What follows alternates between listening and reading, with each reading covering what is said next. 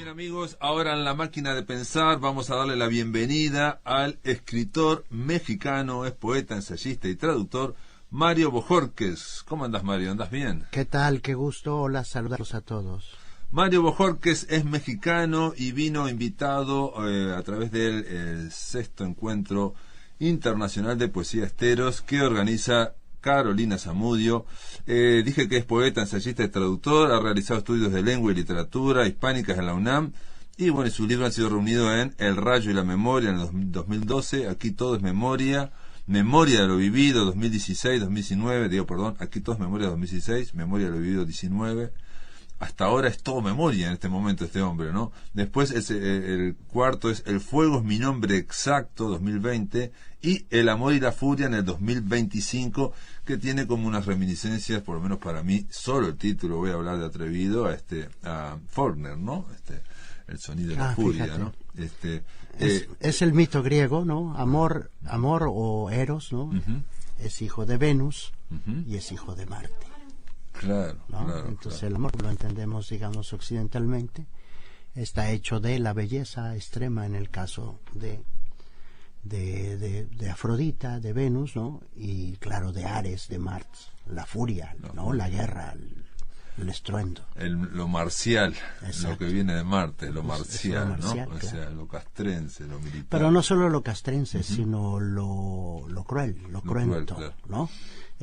Hay un hermoso poeta que se llama Arquíloco, un poeta griego que inventa un metro que se llama el jambo. Es una forma de escritura, pero que además inventa algo mucho más importante, la poesía lírica, como la entendemos ¿En nosotros. serio? ¿Cómo se llama el nombre? Arquíloco. Arquíloco, ese es el padre de todos nosotros. Chao, Arquíloco. Porque Arquíloco. Acuérdate que Homero siempre está contando lo que está ocurriendo enfrente, pero nunca da una visión personal. No, de lo adentro no. Entonces Arquíloco es el primero que dice cómo mirar las cosas. Y él es un soldado escenario, y un verso que lo define muy bonito dice: siervo soy yo de Nialio, señor de la guerra, y un experto en el don de las musas amable. Ese es Arquíloco. Pero ¿quién es Nialio? Nialio es la cara de Marte, más cruenta, más cruel. No tienen honor, no tienen, o sea... Sí, la guerra... Y él es siervo del señor Enialio, es decir, dice, yo trabajo para Marte, pero bajo estas condiciones, ¿no? Y al mismo tiempo soy un maestro del delicado arte de la poesía. Ese es. Entonces imagínate que nuestro jefe de la poesía, nuestro padre de la poesía, es un malandrín, ¿no? El santo patrono sería un hijo de Marte, o estaba muy vinculado con Marte, ¿no? Exacto. Y ya no puedo decir en radio otros versos, pues eran muy muy violentos y ofensivos. Sí, violentos ¿en qué sentido? En todos los que te imagines, ¿no? Incluso verbal, pues. O ¿no? sea que, digamos, decís que es la poesía lírica, también es la poesía erótica. ¿O amorosa? No, claro, pero la poesía erótica sí ha tocado todos los ámbitos de la escritura. No, lo que quiere decir es el punto de vista, ¿no? Claro. Porque Homero dice, interior. Canta, oh Dios, a la cólera, y él dice, siervo soy yo, ¿no? Claro. Está hablando de sí mismo, del yo. Sí. Y Homero nunca... Solo en un canto, creo que es el canto 7 de los cantos homéricos, que no ha quedado muy claro si son de él o no, en fin, hay dudas, pero parece que el 7 sí es de él, porque grita: hey, tú viajero que te vas, diles que escuchaste al gran ciego, diles que escuchaste al gran ciego, que es el mejor cantor de toda Grecia. Me parecería que es Homero hablando en situación de sí mismo, pero además en el tiempo, es decir, en tiempo real. Claro, porque vivimos en el siglo XXI en un momento que se habla mucho del auge de las escrituras del yo, ¿no? La autobiografía, la autoficción. Es más, se dice que la poesía misma en el siglo XX ya fue, digamos, estragada por el yo lírico, ¿no? ¿No? Pero hace poco estaba hablando con alguien y le decía que la palabra yo, cuando estamos hablando en el lenguaje, solo quiere decir una cosa: el que habla. Y cuando yo digo vos o tú, es el que escucha. Es el que no habla. Pero si alguien lo explicó bien, yo creo, es este hombre del que vamos a platicar, que se llama Fernando Pessoa. Fernando Pessoa. Donde su yo es un montón de yoes, ¿no? Y aún hay derivaciones dentro de esos yoes, ¿no? Ahora decíamos de autores latinoamericanos que han practicado esto que se llama heteronimia o escribir en nombre de otro, pero que la tradición es muy antigua, viene desde desde los griegos por lo menos, ¿no? Desde los griegos ya había Sí. heterónimos en los griegos. Claro, No sé, no sí, sabía. piénsalo un poco, A ver, piensa en todos estos, el pseudo Calígenes, el ok. pseudo, porque no está Sí, muy sí, claro sí, si es él el que Sí, escribe sí, sí. o es alguien Los en filósofos nombre. pseudo, tal cosa. ¿No? Sí, Ya, sí, sí, eso, claro. o los cantos apócrifos, por ejemplo, no, los evangelios apócrifos también, Claro. que no se sabe si efectivamente es uno de los apóstoles el que habla allí o no. Entonces son formas de heteronimia, ¿no? No siempre es del mismo modo que se presenta. Ahora, en retórica se llama, la forma más extrema se llama sermosinatio. ¿Qué quiere decir la sermosinatio? Que es aparentar que tú hablas en otro. Y eso, por ejemplo, en un cuento. Entró Juan y dijo, Es buenas muy común, noches, ¿no? Es muy frecuente en la Entonces, literatura. quien está hablando es Juan, no es el que escribe. Sí, ¿no? sí, el narrador incluso se desliza hacia el interior de un personaje y habla del personaje. Sí, sí. Ahora, hay Y en teatro, Sí, teatro, claro. en la obra de teatro, directamente el narrador se excluyó y hablan solo los personajes, guión, personaje. Exacto. Ahora, el autor, de alguna forma, pero yo no sé si eso es heteronomía. Y eso no es pero es heteronomía. un poco lo que dice Pessoa. ¿En Dice, serio? yo escribo una drama ingente. Así dice, ¿no? Yo escribo un drama no en escenas, no en actos, Sí, sino sí. en gentes. Es decir, yo solo tengo los parlamentos, pero no tengo las acciones, ¿no? Bueno, lo que pasa es que él, digamos, no solamente de sus heterónimos, él decía de sí mismo que tenía una autobiografía sin hechos, Exacto.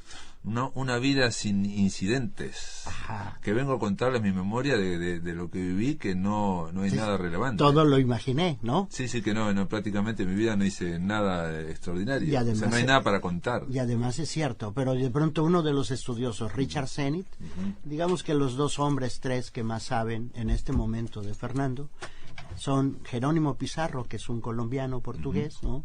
Richard Zenit, que es un norteamericano portugués también, y Patricio Ferrari. Pero dice Richard Zenit, dice, yo tengo la impresión de que por encima de Fernando Pessoa hay una inteligencia superior que hace hablar a Fernando y que hace hablar a los otros. Y entonces uno dice, y eso ya está más... Eso ya ¿no? es un poco místico, ¿no? O sea, para mí sería un poco y místico. y entonces yo me pongo a pensar, estoy traduciendo un material, y abajo viene una nota que dice, Mora o Reis. Eso quiere decir que Fernando no sabe si es Antonio Mora o Ricardo Reis El que está autor, hablando en ese momento. ¿no? Entonces lo pone entre interrogantes. Duda, espectacular. Pero esta, más adelante encuentro otra que dice Pessoa o Reis. Ah. Si Fernando no sabe si está hablando Fernando, ¿Quién es el que está dudando? ¿quién es el que está ordenando arriba? Que eso es lo que dice Zenit, ¿no? Bueno, podría ser. Estoy viendo que él comienza el libro del desasosiego diciendo que va a ser una autobiografía sin acontecimientos. Pero además, y por el otro lado, ¿no? Bernardo Suárez, que es el gran autor del libro del desasosiego, no es autor sino a partir de 1929. Sin embargo, el libro se escribe desde 1913 y el autor se llama Vicente Guedes. Hay al menos dos autores de este libro, ¿no? Y tienen además características especiales. Un libro, te pregunto, Mario, que yo pensaba ahora, ¿no? Digamos, como así como Kafka tiene El proceso y El castillo, que son dos novelas importantísimas del siglo XX, y que no fueron concluidas, no fueron terminadas. De hecho, no se sabe bien exactamente el orden. Algunos ahora le han cambiado el orden, porque no se sabe, realmente estaba en una caja. Ahora, pero en el proceso sí hay un Y en el libro del desasosiego pasa algo similar, digamos. No, eso es mucho peor. No está terminado, entonces se van encontrando algunos... En esta edición que yo tengo, ¿sí? Se le ponen algunos fragmentos que no sé si agregan o no, pero quiere decir que es un libro que está en un work in progress. Nunca revisó sus materiales, ¿no? Hay un baúl un arcón, donde él escribía y guardaba. Sí.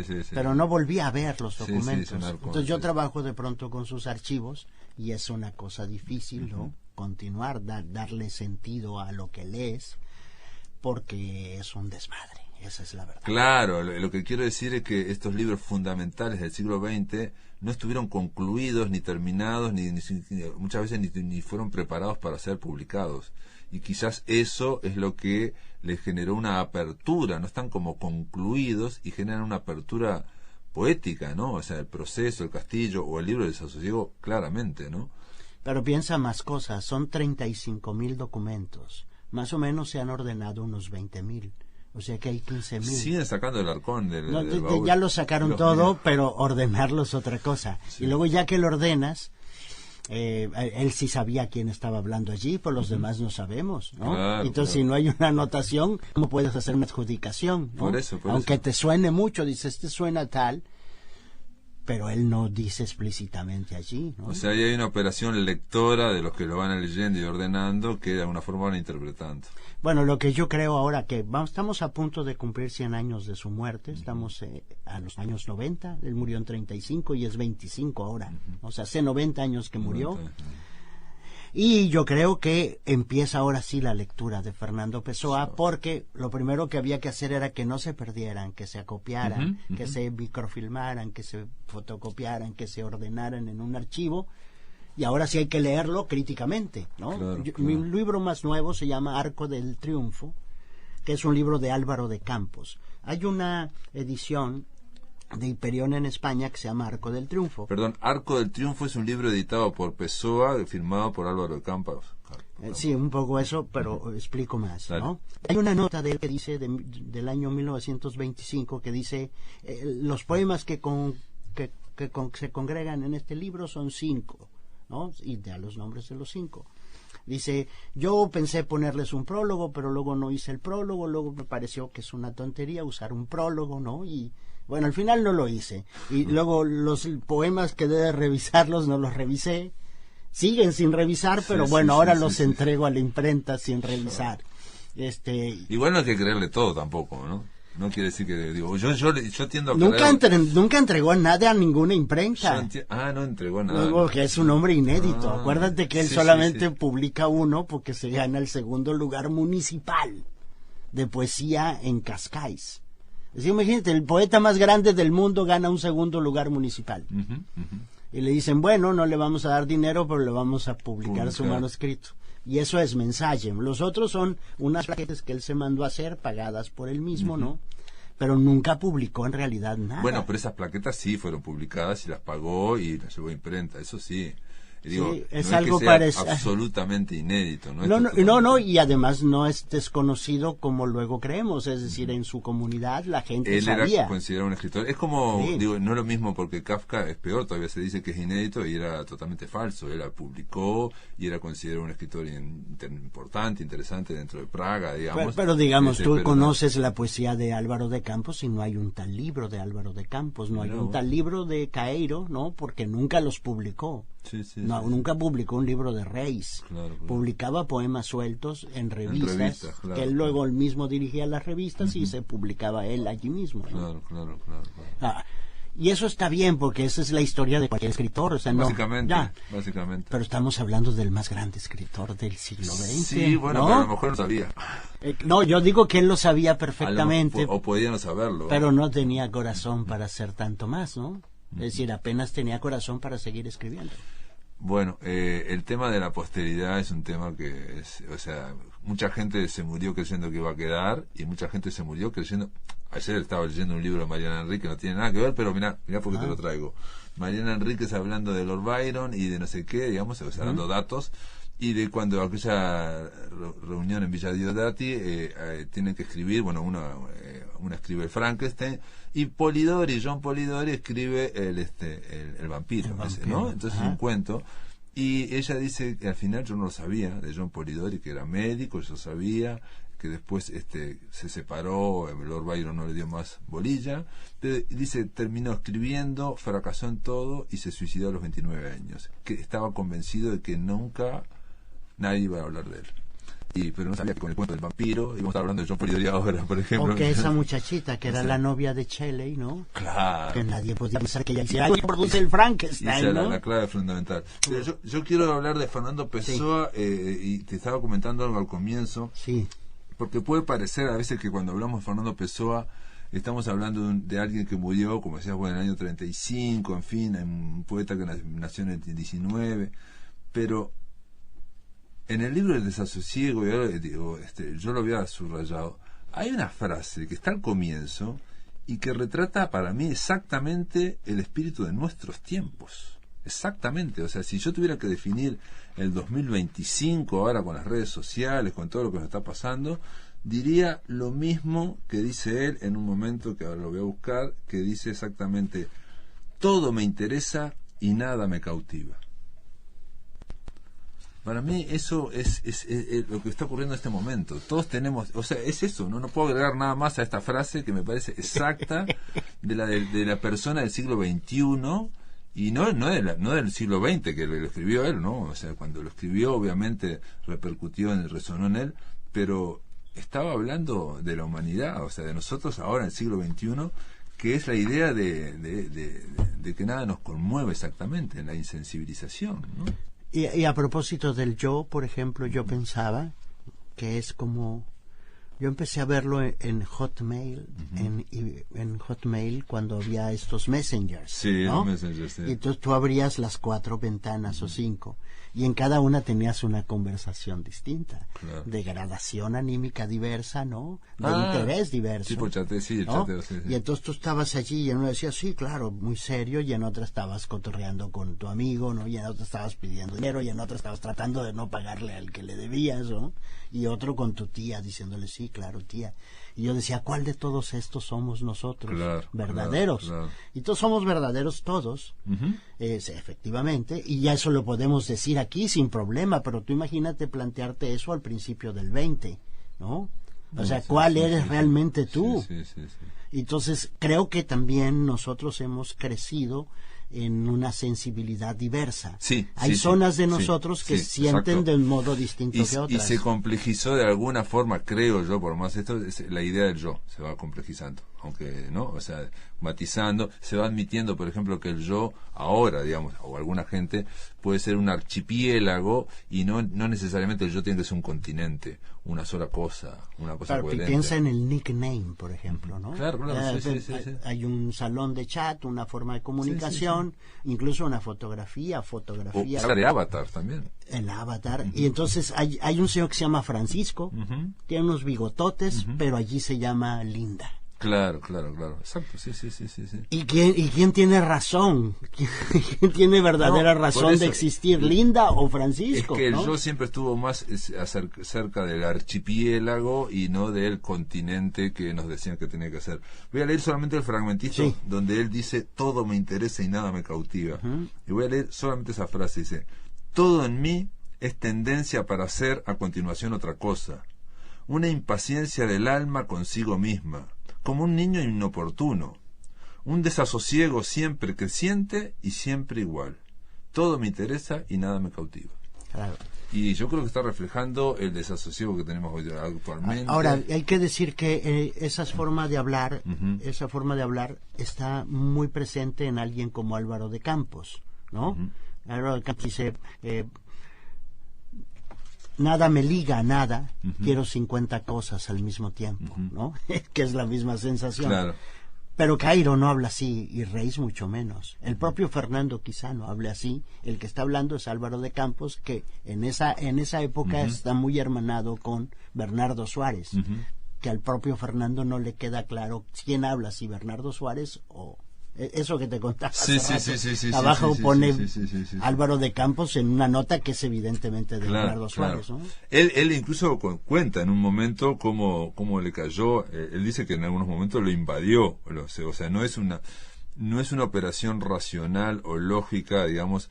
No es un seudónimo, que es una cosa que ocurre mucho. La heteronimia es... Un seudónimo es un nombre falso. Exacto, es un nombre de pluma, le decían en francés, nom de plume, ¿no? Exacto, pero tú eres tú y entonces usas otro nombre para aparentar que no eres tú. Acá no, acá eres esencialmente otro. Esa es la distinción. Y él lo que dice puedes llamarte igual, pero eres otro. Y él lo que dice es que fue invadido, porque digo, yo no sé, Antonio Machado que decía Juan de Mairé, a veces sirve generar esas personalidades porque te permiten pensar de una forma, ¿no? Juan de Mairena pensaba, escribía, digamos, diferente a lo que pensaba Machado, claramente, ¿no? Pero en el caso de Pessoa, te pregunto, él dice en una célebre carta que fue como invadido y que le cayó de una una voz. Y bueno, lo que... Y que estaba escribiendo parado, de pie. bueno, sí pero ese es Caeiro especialmente, y claro que va a detonar el trabajo literario más profesional de Fernando.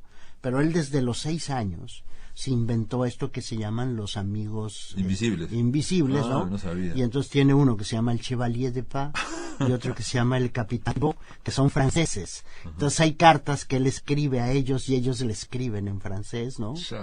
Porque su mamá era maestra de francés. Lo hacía siendo tan chico. A los 6, sí, a los 12 hizo una revista que se llama Palrador, donde hay director artístico, directores de las colecciones, el de que se encarga del correo, todos son inventados. Todos inventados ilustradores inventados también. Claro que hay un director de arte, ¿no? O sea, y además hay ilustradores. Todo inventado a los 12 años en la secundaria, en su cuaderno. Entonces, Mario, vos de alguna forma te pregunto, ¿no?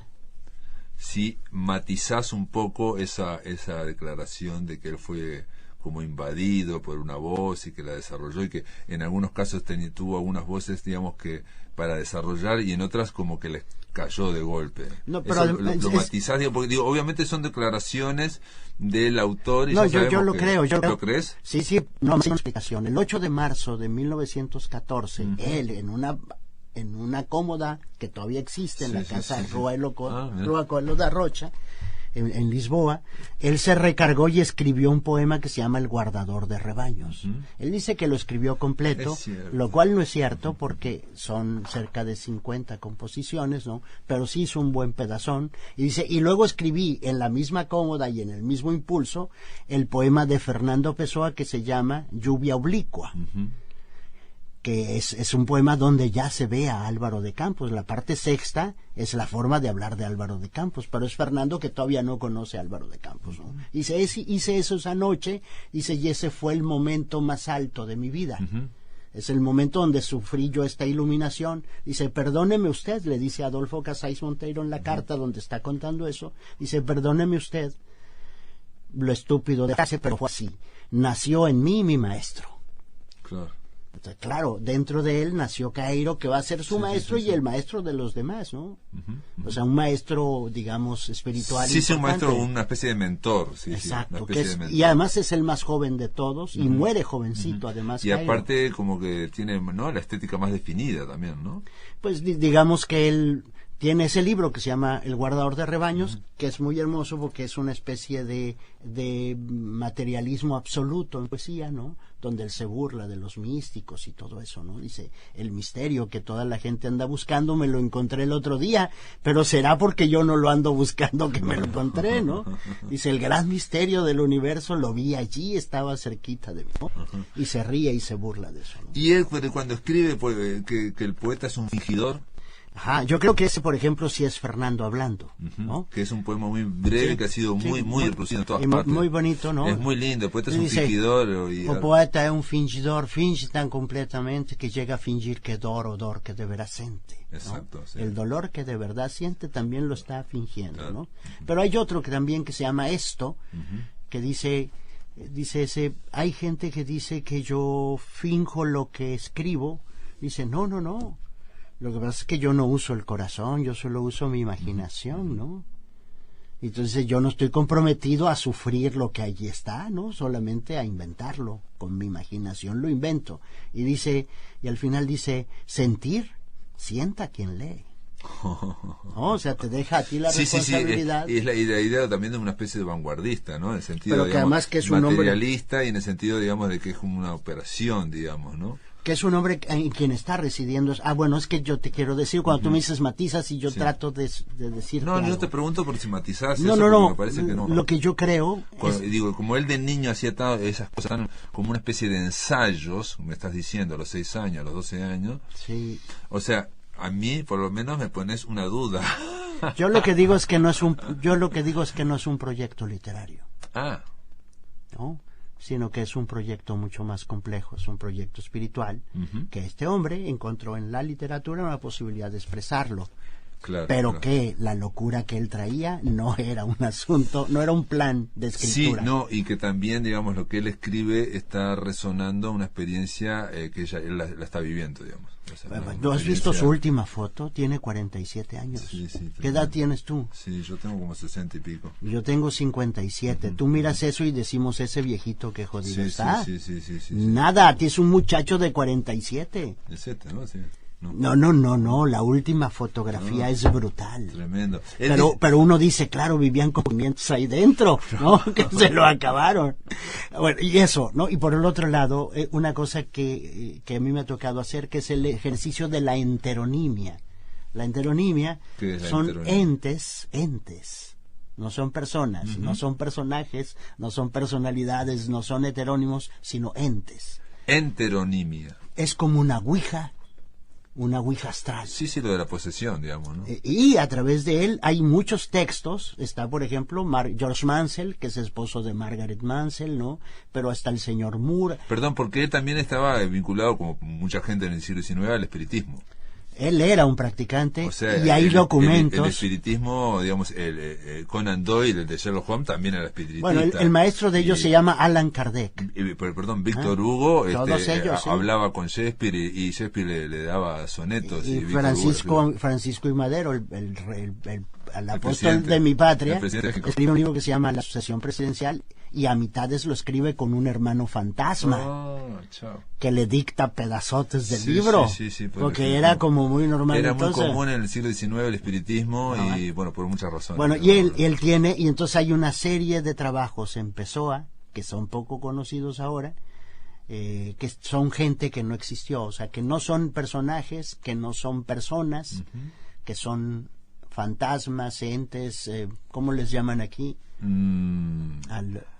A la gente que no está viva, pero que está... Bueno, en el campo, ¿sabes cómo le llaman? Aparecidos. Exacto. Y entonces, por ejemplo, ahora hay alguien, una revista de traducción norteamericana, revisaron mi traducción y decían, hay un mexicano que habla de unos enterónimos. Y dice, ¿nosotros cómo lo pondríamos en inglés? Hunteronyms.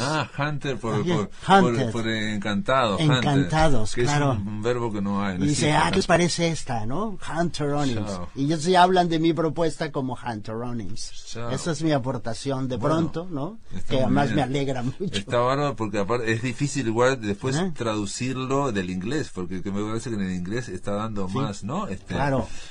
Porque la palabra Haunted House, aquella, la casa encantada, Sí. no es exactamente encantada, o sea, es como un aire que hay de sobrenatural alrededor, ¿no? Exacto, ¿no? Alrededor. Y entonces estas son Indefinido. esas voces son sobrenaturales, ¿no? Es un porque están por comunicación, se llama psicografía eso. Psicografía, El poema que recordaste ahora Es se cierto. llama autopsicografía. Es ¿Por cierto. qué?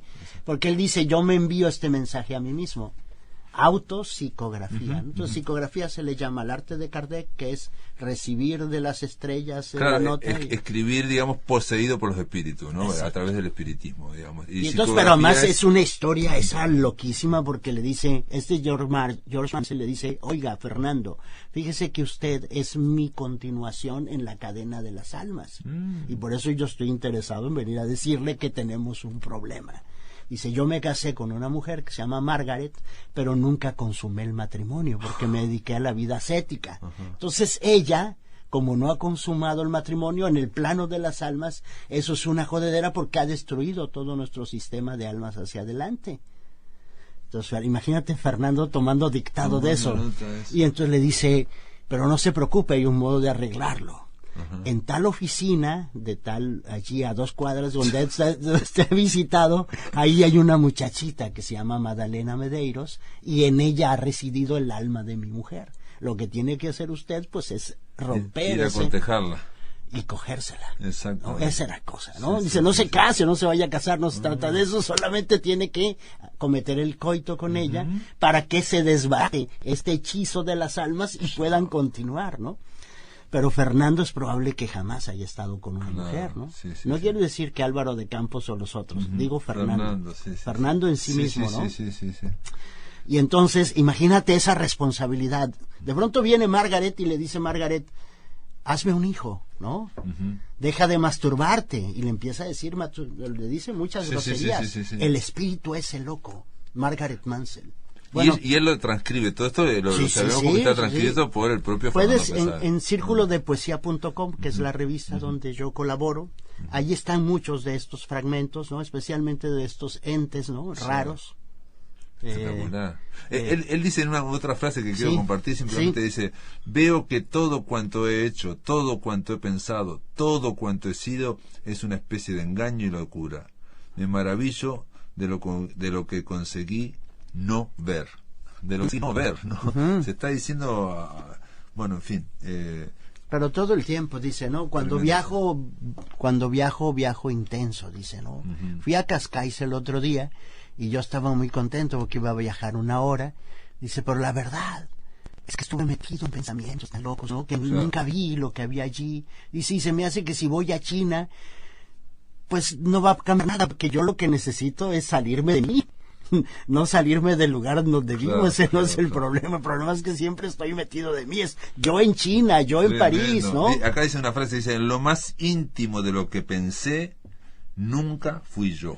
Exacto. Tremendo, tremendo. Bueno, Fernando Pessoa, Mario Bojorquez, un placer hablar. Obviamente podríamos hablar media hora más, claramente, seguro, de Fernando Pessoa, y no llegaríamos ni a hablar. Si no hemos dicho ni un poema, por ejemplo, ¿no? Bueno, hablamos de poeta es un fingidor, que es psicografía, es autopsicografía. Hermoso, hermoso.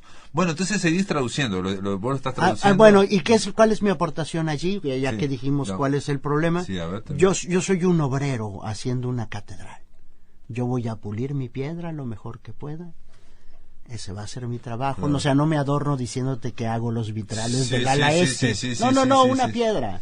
Dentro de esta catedral que se llaman los estudios de Fernando Pessoa, que va a encajar con otras piedras. Claro. Espero que la mía quede bien para que no provoque problemas, ¿no? Y esa va a ser mi aportación y no va a haber más, porque yo no alcanzo a cubrir esta espectacular. Claro, pero de todas formas es una forma que vas a tener vos muy exclusiva de poder tener unas dimensiones de la catedral, de poder leer. Eso sí, puedo intuir, ¿no? Vas a intuir otras cosas que nosotros no las vamos a intuir, pero bueno, lo leeremos a Fernando Pessoa, que es una cosa impresionante, hombre, no solo por la cantidad de gente que tenía adentro, sino pero además obras magníficas, ¿no? Pensemos en Álvaro de Campos solo como poeta, o en Cairo como poeta rey solo, ¿no? O Bernardo Suárez haciendo esto, pero hay otros materiales de otros autores que poco a poco se van a ir haciendo más socializados, ¿no?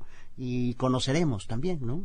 Cosas raras, no solo raras, rarísimas, no solo extrañas, extrañísimas, ¿no? Espectacular. Sí, aparte, bueno, ahora en el siglo XXI están cayendo muchos prejuicios que van a permitir ver lo que pasaba en el siglo XIX. Por ejemplo, todo esto del espiritismo, todo esto, recién yo creo que se está empezando a visualizar. Por ejemplo, acá en Uruguay, por primera vez se van a estudiar a lo que es la generación del 900, que son los grandes escritores uruguayos, combinados con el espiritismo, con lo oculto, porque hasta ahora parecía que nadie acá en Uruguay estaba, no existía en todo el mundo menos acá en Uruguay.